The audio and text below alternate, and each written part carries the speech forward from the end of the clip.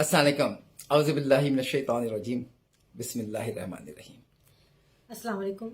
Ruhi Ubaid Ali, centre for quality sciences. आज हम बात करेंगे इंजेक्टेबल प्रोडक्ट्स पे, और इंजेक्टेबल प्रोडक्ट्स यकीनन स्ट्राइल। तो स्ट्राइल मैन्युफैक्चरिंग पे बात करेंगे और इंशाल्लाह आने वाले दिनों में डिस्कशन ऑन स्ट्राइल मैन्युफैक्चरिंग यानी DSM के नाम से गुफ्तगू को आगे बढ़ाएंगे। जी बहुत शुक्रिया। तो आगे बढ़ाते हैं। जी। आज अपने महदूद डिस्कशन करते हैं, जैसा कि हमने आपसे पहले डिस्कस किया। आज हम बात करना चाहते हैं कि गॉनिंग की कितनी अहमियत है और स्टाइल मैन्युफैक्चरिंग में। इंशाल्लाह आगे हम गुफ्तगू को नेक्स्ट लेवल तक लेके जाएंगे। लेकिन इससे पहले मैं आपको गॉनिंग की अहमियत से पहले शेयर करूं। जहन में सोचिएगा कि एक बंदे का ट्रांसप्लांट हुआ है, यानी कि गुर्दे तब्दील किए गए हैं, और उसको, क्योंकि जब आप गुर्दे तब्दील करते हैं किसी भी ट्रांसप्लांटेशन के नतीजे में, उसको दिया जाता है इम्यूनोसप्रेसेंट। कि जैसे ही आप कोई दूसरा गुर्दा लगाते हैं बॉडी के अंदर या कोई दूसरा ऑर्गन लगाते हैं, तो बॉडी उसके खिलाफ रिएक्ट करती है और डिफेंसिव मैकेनिज्म के तौर पर। तो वो रिएक्शन को दबाने के लिए इम्यूनोसप्रेसेंट दिया जाता है, यानी वो दवाएं दी जाती हैं जो उस रिएक्शन को दबाएं। तो जब हम उस रिएक्शन को दबा रहे होते हैं, ताकि जो ऑर्गन हमने ट्रांसप्लांट किया है, बाहर से लेकर लगाया है, या जिस ऑर्गन की हमने पैबंदकारी की है आज़ा की, वो उसको धकेल कर जिस्म से ना निकाला जाए, वरना एक पेचीदा सूरत हाल डेवलप हो सकती है। तो उसके लिए दवा दी जाती है। दवा को मैंने बताया कि इम्यूनोसप्रेसेंट कहते हैं। अब जब आप इम्यूनोसप्रेसेंट देते हैं तो बॉडी के अंदर डिफेंसिव मैकेनिज्म जितना भी होता है वो खामोश हो जाता है, जो उसको जकड़ लेता है इम्यूनोसप्रेसेंट। ये जहन में सिनेरियो रखिएगा। अब आप इंजेक्शन बना रहे हैं तो उसमें आप फर्स्ट कर लीजिए कि 1 लाख इंजेक्शन बनाते हैं, एम्प्यूल या वायल। चंद वायल में आपकी गलती से या नादानिस्तगी से या नुक्स की वजह से जरासीम चले जाते हैं, जिंदा जरासीम चले जाते हैं। जरासीम आंखों से नजर नहीं आते, ये वो पार्टिकल नहीं है जो आंखों से आप देख लेंगे। तो वो सब में तो नहीं गए, चंद में गए। आपने बैच तो पास कर दिया, क्योंकि आपने 20 वायल चेक किए या 20 एम्प्यूल चेक किए, और आपने कहा भाई इसमें जरासीम नहीं है, इसका मतलब है पूरे बैच में नहीं है। पूरा बैच 1 लाख का था, वो 1 एम्प्यूल में सपोज चला गया। अब वो एम्प्यूल खुदा न खास्ता उस आदमी तक पहुंच गया जिसका ट्रांसप्लांट हुआ है। तब इमेजिन करें कि जिसका ट्रांसप्लांट हुआ है, इसका मतलब है कि एक और आदमी का भी किडनी जो है वो निकाला गया है, एक आदमी की किडनी में लगाया गया है। कितना खर्च आया, कितना इसके साथ अटैचमेंट है डॉक्टर्स की, सर्जन्स की, एनेस्थीसिया की, फार्मेसी वालों की, जो ड्रग थेरेपी मॉनिटर करते हैं उनकी, तमाम सर्विसेज थी। मगर गलती से एक ऐसा एम्प्यूल चला गया जिसमें जरासीम था। उसकी बॉडी में डिफेंसिव मैकेनिज्म ज़ीरो है। वो जरासीम बॉडी में जाते ही रेप्लिकेट करेगा और यकीन इरिवर्सिबल डैमेज कॉज करेगा। तो जरासीम बहुत इंपॉर्टेंट है। तो आज मैडम उससे शुरू करते हैं, बहुत सलीस से आखिर हम पहुंचेंगे दुनिया के स्टैंडर्ड्स के ऊपर। तो आज गॉनिंग से शुरू करते हैं। तो आप कुछ बातें बताइए उसके बाद। अच्छा, मैं आपके सामने कुछ फैक्ट्स रख देती हूँ। हाँ। ये के बाद दिख रहे, मैं आपके सामने की बात करती हूँ कि जो ह्यूमंस हैं वो सबसे बड़ा सोर्स है कंटामिनेशन का। एसेप्टिक एरिया की हम बात कर रहे हैं, स्टाइल मैन्युफैक्चरिंग की हम बात कर रहे हैं, इंजेक्टेबल प्रोडक्ट्स की बात कर रहे हैं। कंटेमिनेशन का मतलब आलूदगी। हाँ, अब इसमें वाइबल काउंट और नॉन वाइबल काउंट दोनों की बात हो रही है। तो ह्यूमंस जो है, वाइबल का मतलब मैं आसान कर देता हूँ, जिंदा जर्रात और मुर्दा जर्रात। और जिंदा जर्रात में बैक्टीरिया, फंजाई सब आते हैं। जी ठीक है। तो ये सबसे बड़ा सोर्स है, प्राइमरी सोर्स है कंटामिनेशन का। अच्छा, सेकेंडरी सोर्सेज भी हैं जिनमें रॉ मटेरियल से कंटामिनेशन हो सकती है, इक्विपमेंट से हो सकती है। ठीक है, ये पहली बात होगी। ये septic manufacturing, style manufacturing clean rooms में होती है, और क्लीन रूम्स का डिज़ाइन ऐसा होता है कि वो जो प्रोडक्ट बन रही है उसको प्रोटेक्ट करे। और हमने बात की थी कि ह्यूमंस सबसे बड़ा सोर्स है कंटामिनेशन का। तो ह्यूमंस एरिया में काम करते हैं, और एरिया में काम करने के लिए ज़रूरी है कि वो स्पेशल गॉनिंग करें ताकि कंटामिनेशन से रोका जा सके। तो मैं ज़रा इसको आसान कर देता हूँ।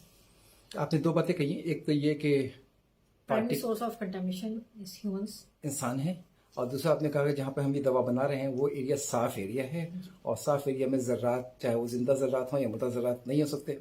और ज़र्रात के बारे में पहले आप कह चुकी हैं कि इसका जो बुनियादी जो वजह है वो इंसान होता है, यानी कि प्राइमरी वजह, और कुछ वजूहत और भी होती हैं। खैर चलिए मैडम, 2 बातें तो हो गई। जी। تھرڈ یہ کہ جب ہم نے یہ دو باتیں رکھی ہیں آپ کے سامنے تو لوگ کام کریں گے وہاں پہ، تو کام کریں گے تو ان کو ایریاز کو کلین رکھنے کے لیے اور پروڈکٹ کو بچانے کے لیے، سب سے امپورٹنٹ پروڈکٹ ہے اس کو بچانے کے لیے اسپیشل گارڈننگ کی ضرورت ہوگی، تو انہیں گارڈننگ کر کے جانا ہے اس ٹھیک ہے ایریا میں۔ ٹھیک ہے. اچھا، اسٹڈیز ہمیں بتاتی ہیں کہ 80 to 90% مائکروبیل کنٹامنیشن ہیومن سے آتی ہے۔ جبھی تو ہم چل رہے ہیں وہاں پہ NSF 1 کی طرف جائیں گے جی، جی، بالکل۔ جبھی وہ ہم منع کر رہے ہیں کہ جو انسانوں سے کو دور رکھا جائے. اچھا چل. جی، اور کلین روم گارڈننگ کا پرائمری پرپز ہے کہ جو پروڈکٹ وہاں بن رہی ہے اسے پروٹیکٹ کیا جائے، اور جس انوائرمنٹ میں وہ پروسیس ہو رہی ہے سراؤنڈنگ انوائرمنٹ اس کو بھی پروٹیکٹ کیا جائے فرام ایئر بورن کنٹامنیشن۔ جس صاف ایریے میں دوا بن رہی ہے وہاں پہ. اچھا ٹھیک ہے، میں سمجھتا ہوں کہ انسان جو جائے گا وہ پارٹیکل کاؤنٹ بڑھائے گا، وائبل یا نان وائبل، تو اس انوائرمنٹ کو جو پروڈکٹ سے کانٹیکٹ میں آ رہا ہے اس کو بھی صاف رکھا جائے یقیناً، اور پروڈکٹ کو بھی آلودہ ہونے سے بچایا جائے. جی، پروڈکٹ اینڈ پروسیسنگ انوائرمنٹ. ٹھیک ہے. تو یہ آپ کے سامنے پڑ سکے. اچھا، اب گارڈننگ اور جو ہیومن جا رہا ہے، ہیومن جو بھی جا رہا ہے وہ ٹرین ہونا چاہیے. ٹرین ایک تو منیمم نمبر آف ہیومنس ہوں اس ایریا میں تاکہ کاؤنٹ ایریا کو مینٹین کرنا آسان ہو. میں یہاں پہ کلیئر بھی کر دوں کہ جو جس طرف دنیا جا رہی ہے نا، جو معیار دنیا اڈاپٹ کر رہی ہے، اسے NSF 1 کہہ رہے ہیں 2024 میں امپلیمنٹ ہوگا، اسی طرف ہم اپنے موضوع کو لے کے جائیں گے آنے والے دنوں میں. تو وہاں پر جو صاف سی بات یہ ہے کہ وہ انسانوں کو کہتے ہیں کم سے کم کرو، بلکہ ختم ہی کرنے جا رہے ہیں وہ تو، جس طرح کی گفتگو ہے. تو انسان چونکہ 80 to 90% پارٹیکل کاؤنٹ بڑھا رہا ہے وائبل خاص طور پر. تو اب اس میں بتائیے ٹریننگ پھر کیسے ٹریننگ کریں گے، اور ٹریننگ میں کیا کیا کریں گے انسانوں کی؟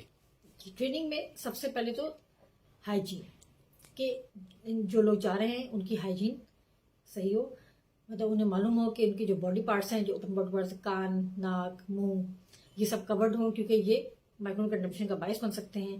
ان کے ناخن کٹے ہوئے ہوں، انہیں پتا بھی جی، ہو، ان کا ہیئر کورڈ ہو تاکہ کنٹامنیشن شیڈ نہ کر سکیں وہ. تو یہ جو بیسک ہائیجین ہے وہ ان کو معلومات ہو. اور سیکنڈ، ان کو فنڈامنٹلس آف مائکرو بایولوجی کی معلومات ہو.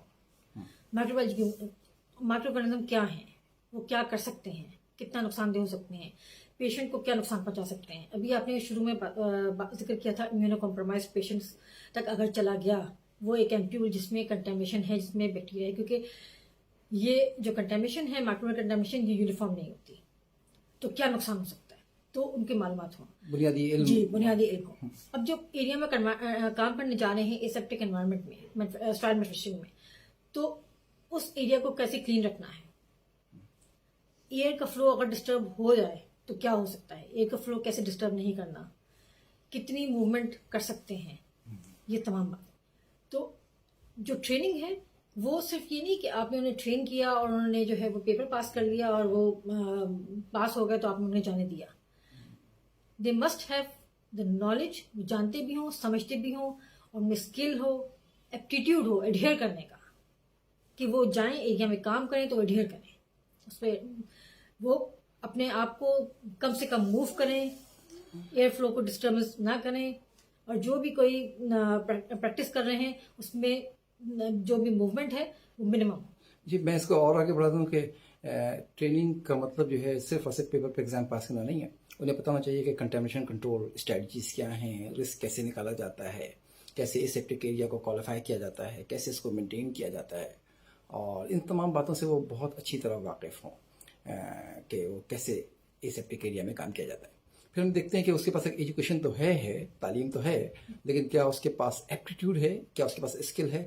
ضروری نہیں ہے کہ ایک آدمی بہت اچھا پروفیسر ہو، وہ بہت اچھی ڈرائیونگ بھی کر سکتا ہو، بہت اچھا انجینئر ہو تو بہت اچھی ڈرائیونگ بھی کر لے. تو ایپٹیٹیوڈ بھی دیکھنا پڑتا ہے کہ ایسا تو نہیں ہے زیادہ گفتگو کرنے والا ہو، زیادہ ہلنے جلنے والا ہو، 8 گھنٹے وہ ہلتا جلتا ہو. تو چلیں یہ گارڈننگ پہ گفتگو رہے گی انشاءاللہ عزیز. اگلے سیشن میں ہم گارڈننگ کے اوپر اور ڈائیو لگائیں گے، نیکسٹ لیول پہ چلیں گے. تو مگر ایک بات یہ کر دوں کہ ٹریننگ کا مطلب صرف ٹریننگ نہیں ہے، کوالیفائی کرنا ہے. کوالیفائی کرنے کا مطلب ایگزام کوالیفائی نہیں کرنا ہے، اس کو ایگزیبٹ کرنا ہے کہ وہ ایپٹیٹیوڈ بھی رکھتا ہے اور اسکل بھی رکھتا ہے ایسیپٹک ایریا میں کام کرنے کا. میرا خیال ہے کہ ہم نے آج اپنی گفتگو مکمل کی. آج کی 10 منٹ گفتگو کر لی، انشاءاللہ آگے موو کرتے رہیں گے. Thank you. اللہ حافظ. اللہ تعالیٰ آپ لوگوں کو محفوظ رکھے. السلام علیکم.